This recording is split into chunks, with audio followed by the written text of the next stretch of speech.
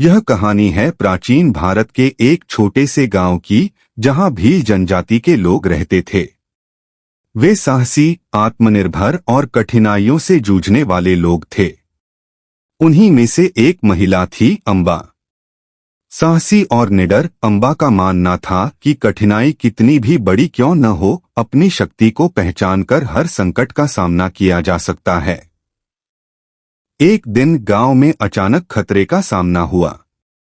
पहाड़ों से नीचे एक खूंखार शेर आया और उसने गांव के मवेशियों पर हमला करना शुरू कर दिया।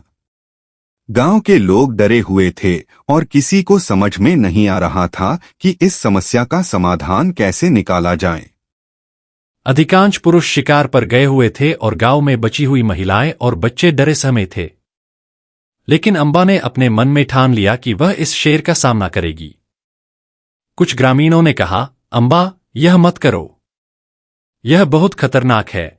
परंतु अम्बा ने मुस्कुराते हुए जवाब दिया, डर से हम अपनी समस्या का समाधान नहीं कर सकते।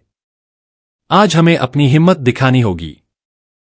अम्बा ने अपने हाथों में एक भाला और मशाल थाम ली और जंगल की ओर चल पड़ी। उसने अपनी समझ और हिम्मत से शेर के पंजों के निशान खोजे और धीरे धीरे उसके ठिकाने तक पहुंच गई। शेर उसकी ओर गुर्राता हुआ बढ़ा, लेकिन अम्बा ने हार मानने के बजाय मशाल को लहराया और तेज आवाज में शेर को चुनौती दी।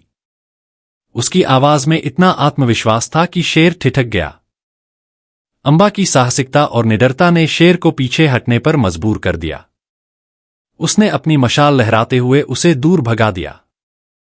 गांव में लौटकर उसने सभी को अपनी कहानी सुनाई और गांव के लोग उसकी वीरता से प्रेरित हुए। अब सब समझ चुके थे कि समस्या चाहे कितनी भी कठिन क्यों न हो, यदि मन में साहस और आत्मविश्वास हो तो उसका सामना किया जा सकता है।